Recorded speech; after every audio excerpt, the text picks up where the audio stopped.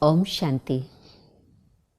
My hope is that you've been experimenting with these ideas and that you've been trying out all these aspects of meditation, the awareness of the soul, the relationship with the divine, being up above, beyond the physical dimension, in that home.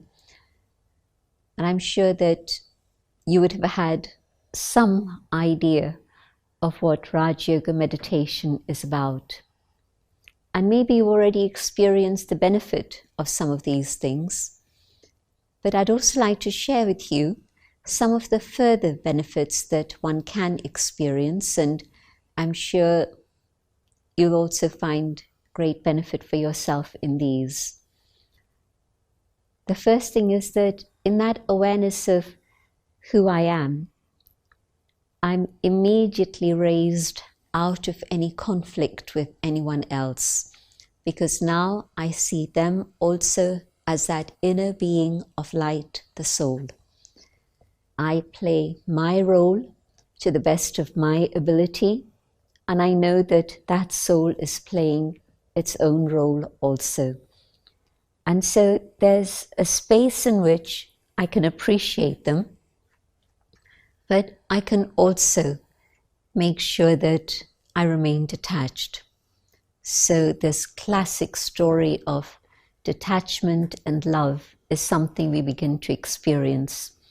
Because I personally am detached from my own skin, and so I'm a soul, I can also be detached from you, but yet see you as a soul with all your qualities and specialities. And so just this change of vision, change of attitude and behavior towards another is one that brings freedom from any conflict, and it brings the possibility of having peace between me and the other, my own inner state of peace. Om Shanti stays with me, and I share that with others also. So I think maybe if you're thinking about bringing peace to the world, the first step is that I become peaceful and I make sure that my relationships are also filled with this peace. Many other benefits of soul consciousness. For example, we're able to put a full stop to the past and be in the present, because as a soul, here I am right now. What do I need to do at this moment? Letting go of the past is normally not so easy, but with the practice of Rajayoga meditation and soul consciousness, it's very simple. The past is the past. I can learn from it. I can keep the sweet memories of it, but not to have sorrow from the past lingering on till today and spoiling my life at the present moment, not to keep repeating that story in my mind again and again, but emerge the beautiful things, the things that you're grateful for. Definitely that will bring you a lot of benefit here and now. It teaches me focus, concentration. Our mind is used to going in 1,000 different directions all at once. But with meditation, I learn to focus. I learn to concentrate. And this ability stays with me not just during my period of meditation for 10 minutes, 30 minutes, whatever. It stays with me all the time. It's one of the gifts that I receive through meditation. Relaxation, a state in which, because internally I'm peaceful, physically I make sure that there's no stress that I accumulate within the body. And when stressful situations come, because I'm learning to look out through the lens of soul consciousness and keeping God with me, of course, the stress stays out there. I don't absorb it within my own physical body or even within my mind. There'll always be situations of stress. Today it's one thing, tomorrow it's another. Today it's too hot, tomorrow it's too cold. At this point, which we describe as Kali Yuga, the Iron Age, the end of darkness it's now the end of darkness that we're coming to. We're already in that period where the dawn has broken and the world ahead is going to be one that's full of light. I believe that absolutely. And you can find out more about this from other teachings of Rajayoga in other courses that we do. But it means that I understand that there is darkness in the world, there is negativity in the world, but it's my choice whether I absorb it or I let it stay outside. And so with meditation, I develop this ability to let myself stay peaceful, loving, and truthful, and I don't allow the external circumstances to rob me of my inner treasures. Let the world outside stay out there, and let me hold on to my own inner treasures so that I'm always able to keep my own inner state of balance and equilibrium. And so stress is around me, but stress is not in me, which means that my mind stays free, but my body also stays healthy. Stress reduces my immunity. Loss of hope reduces my immunity. Negativity reduces my immunity. And the converse. When I keep my mind healthy and strong and filled with good wishes and positivity, definitely the health of the body improves and my immunity is enhanced. And so at the end of Kali Yuga, the Iron Age, the Dark Age, there's always going to be problems, but I can stay detached from the problems. And if I stay detached, I have a greater capacity to be able to resolve the problems. If I allow the problems to enter me, then those problems consume me and take away all my energy and discernment capacity. And I don't want that to happen. So meditation is a very good answer for this.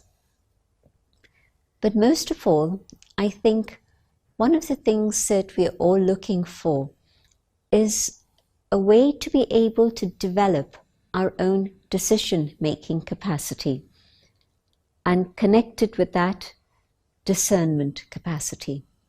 Why? Because we're in an era of post-truth.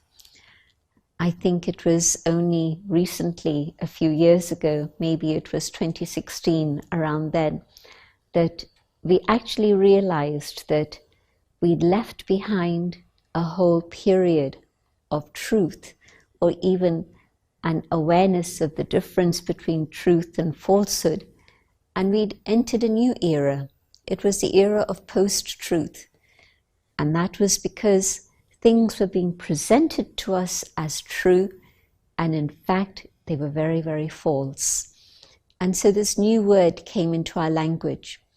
And so in an era of post-truth, how do I enhance my discernment capacity to be able to understand very clearly the difference between right and wrong, false and truth? The only way that I know of is to be able to develop my own skills of meditation. Because as I develop my meditation, what I find is that I'm able to keep out all the waste thoughts that were previously clouding my mind. If you're in a dust storm or a snowstorm, can you see the way ahead? You just have to stop, because whichever way you go, you don't know whether there's going to be something else in the way and there could be an accident. And so often we have so many waste thoughts and we're paralyzed. We really don't understand how to move forward. And so this ability to move away from wasteful thinking, negativity, of course, but even wasteful thinking, stray thoughts that really serve no purpose at all, and to focus our minds on that which is true, the awareness of soul, the awareness of the divine, then we find that we're able to perceive below the surface.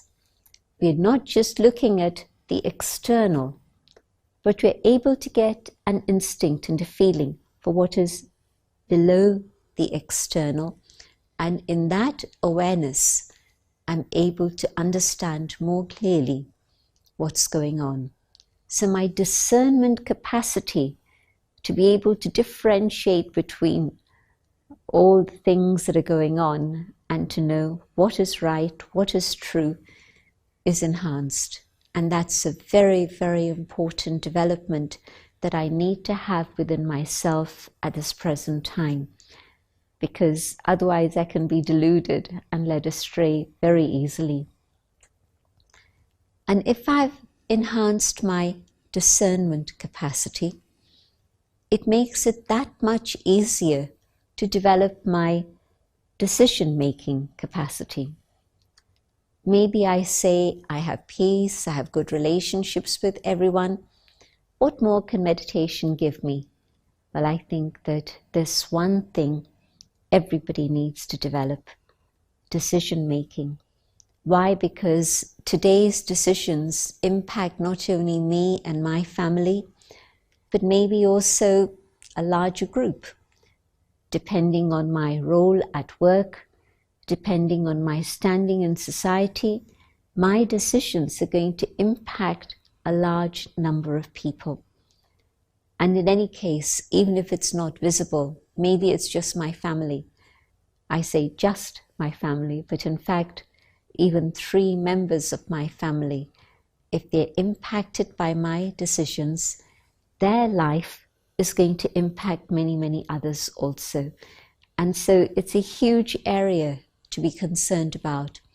Can I develop decision-making so that even though circumstances in the world change, the norms of the world change, within a few weeks, coronavirus has changed the whole way of thinking and behaving and living and working in the world.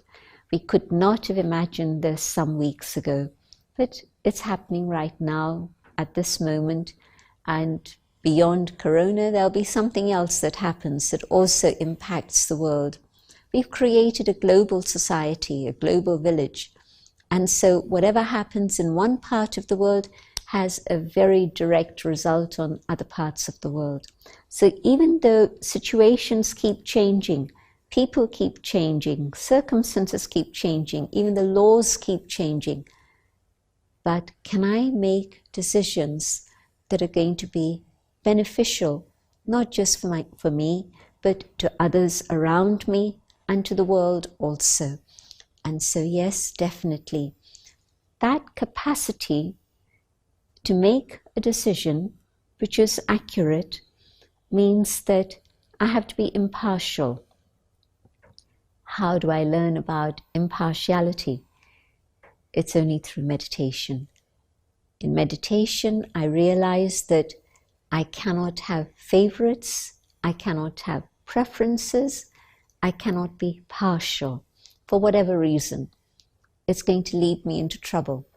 And so that state in which justice is blindfolded, but yet she holds in her hands the balances. And so keeping the center point of the balance is absolutely vital.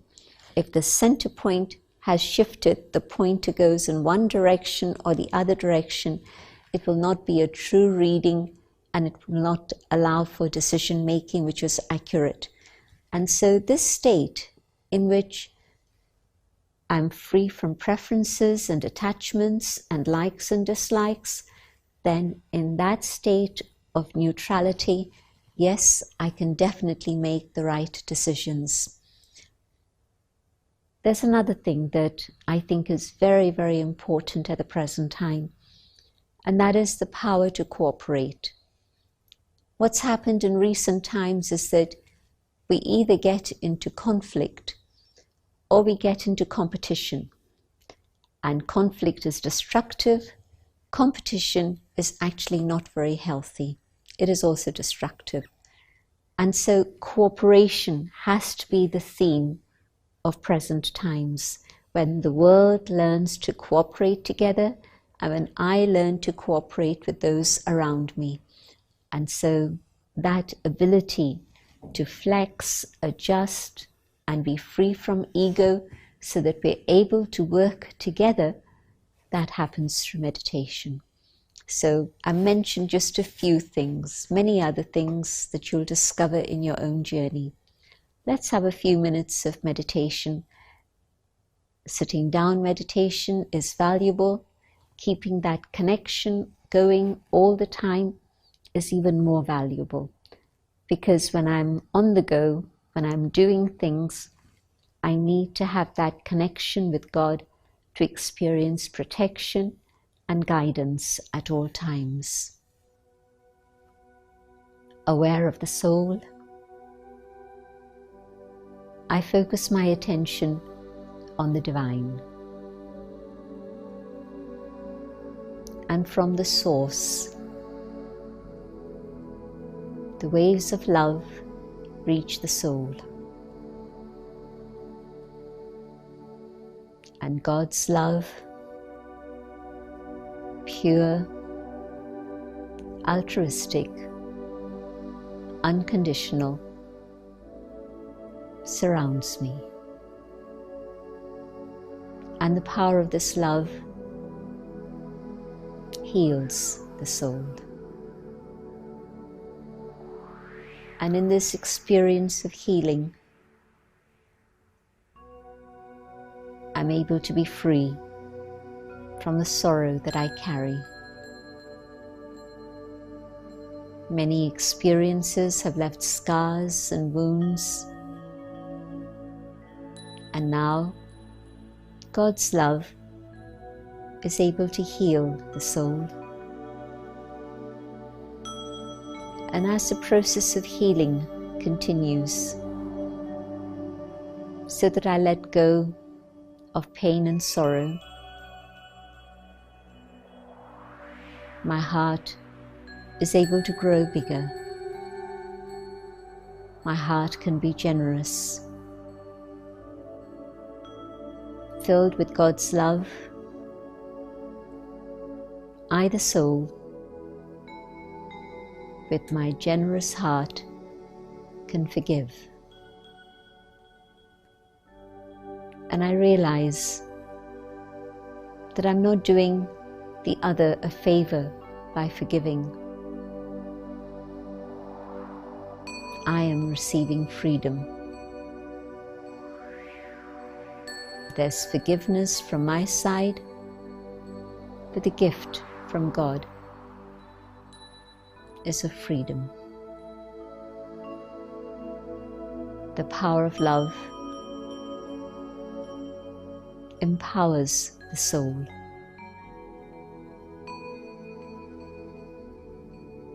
And I feel ready to face whatever may happen in life. God's love will be with me and protect me and guide me.